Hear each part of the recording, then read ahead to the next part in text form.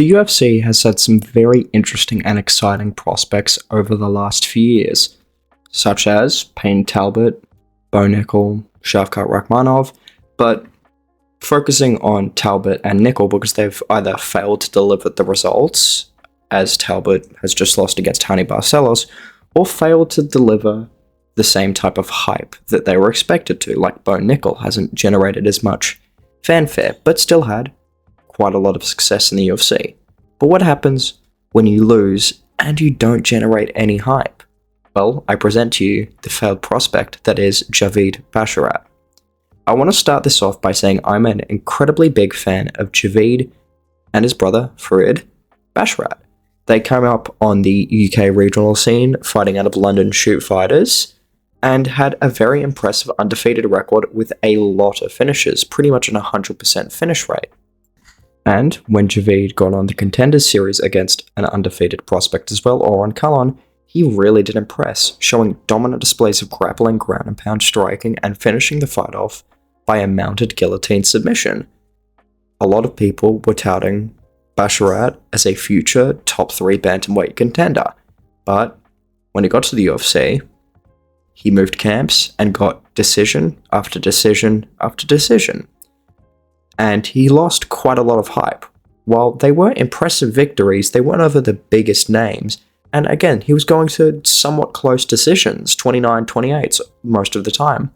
And when he fought Victor Henry, the fight ended in a no contest due to a low blow, and he refused to run back the rematch, which upset quite a lot of people. He then fought Ayman Zahabi in the Apex and lost by decision, crying about how he was robbed. Then, most recently, fought Ricky Simone and got sparked out cold.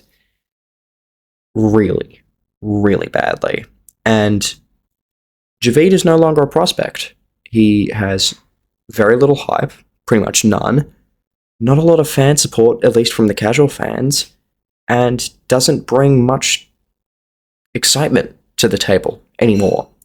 And why is this? Well, first of all, it's noted that he has an undefeated and 100% finish rate before the UFC. That could be attributed to him fighting, lower level competition. But I've done some looking at his record, and while it's not fantastic, it's certainly not terrible opponents. His performance in the Contender Series against Oran Kalon was 16-0, but 37 years old at bantamweight against Cans. One thing I think is important to note is as soon as Javid got into the UFC, he immediately moved camps. He was out of London Shoot Fighters with MVP, and he then moved to train with Jake Shields and Aljamain Sterling, I believe. And while I understand the concept of training with UFC level fighters once you're in the UFC, I think he kind of abandoned what got him to the dance. And that's kind of where you see a significant shift in his style, where he went from this dynamic Taekwondo style fighter who had the point fighting background, but was very, very finish heavy and very aggressive and very just dynamic, to kind of just a passive point fighter who leaves his chin up in the air.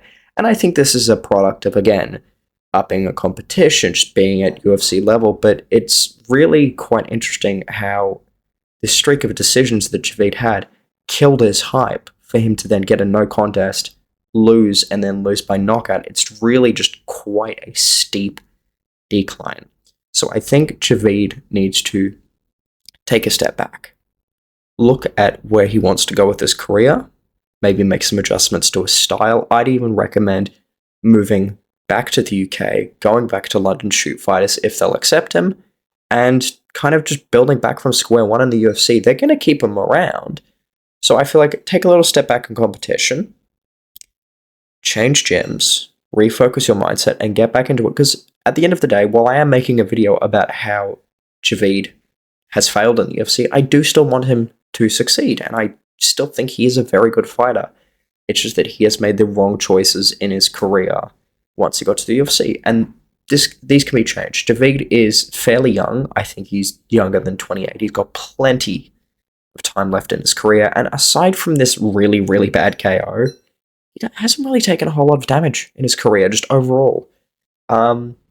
So yeah, I just wanted to bring that to people's attention because it did seem like Javid was a guy that a lot of people forgot about, and I just wanted to discuss his really quite surprising decline because again, a lot of people were speaking very, very highly about him and his future, and then of course after the decisions, he was kind of just forgot about.